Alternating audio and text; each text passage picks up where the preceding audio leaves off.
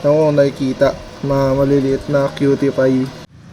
Yo! So what's up guys? Update na, 'di ba? 2 weeks na nakalipas. Kala ko hindi pa magpipisa yung mga itlog. Kala ko nakadikit pa rin sila sa mother crayfish. Pero pagka-check ko nito, no? Ayan, wala nang laman.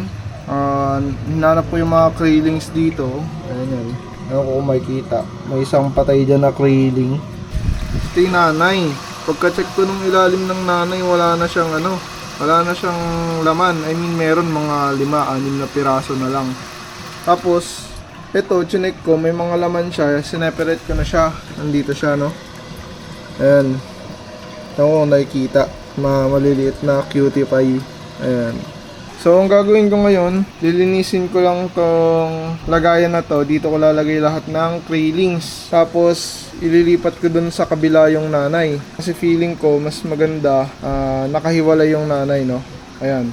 Para di niya kainin. At least mabawasan yung mortality. Medyo, di ko alam unti na lang sila, no? Hindi na sila ganun karamihan. So, baka may mga namatay. Madami-dami nga namatay ata.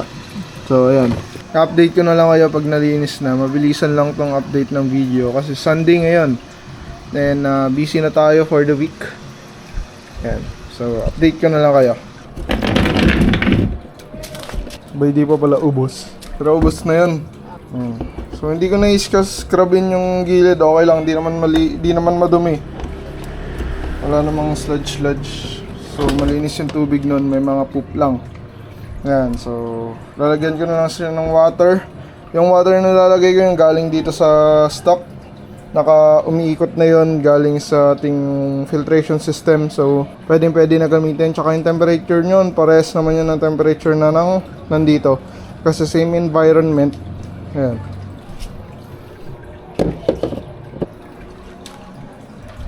Ito gagawin kong mga hides ng krillings. Maliliit na to. Sasaboy ko lang yan dyan. May mga butas sa gitna. Dyan magtatago yung iba dyan. Titira lang ako konti dito kasi dito ko sa loob ilalagay yung laman. Ito yung stock water natin na naka-open lang yung water filtration system. So malinis yung water na yan. Saka nandito, no, naka-ready na yung mga hides. So sa paglilipat ko ng water from dito to dito, ang ginagawa ko lang, naalis ko tong PVC hose sa water filtration. Ayan. Tapos ito, pasok ko lang siya dyan. Then kailangan lang ito umangat ng onti dito. So ang gagawin ko, sisip-sipin ko yung dulo. Ayan na, so kung makikita nyo, may water na dumadaloy. Ayan, mapupuno na yung daan-daan. So yung dumaan na water galing sa filtration system, kaya alam mong malinis na papunta dito. Ayun lang. So hintayin lang natin to mga 10 minutes siguro, 5 minutes, depende sa flow rate Pero tignan ko na lang. Hindi ko alam Yan, lalagay ko na yung ating krillings dito sa refill na tub.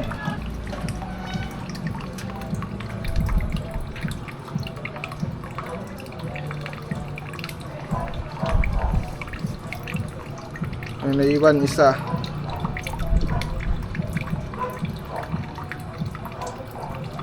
Ayan, okay na. Hintayin ko na lang mag-fill to, no?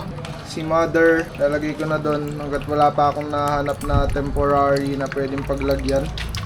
Ayan, so nag-fill pa naman yung tubig. Mamaya bibilangin ko pala sila, no, doon sa picture. So manually, titignan natin after 1 month naman kung ilan na lang matitira. Malaki-laki na sila nun. Siguro ganyan na sila nun. 1 inch na siguro. Or mga 3/4 inches na. Yun lang para sa video na to, no. Update ko na lang kayo para sa mga susunod na video. Ayun lang. Thank you. Kung umabot ka dito sa panonood hanggang dulo, no, sakang alamat. Salamat sa panonood. Like and subscribe na rin pala. Salamat. Okay, pahabol. Alam ko nag-ending na ako kanina. Ayan, nalipat ko na sila.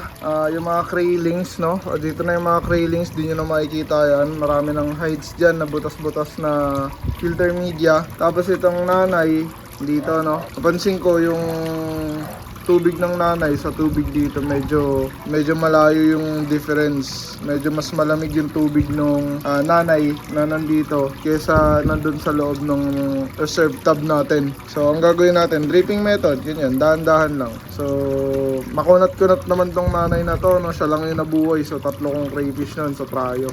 Tapos siya pa yung merong itlog, kaya napisa niya. So proven and tested, makunat to, no? So yan, yun lang, para sa dulo ng video, update lang.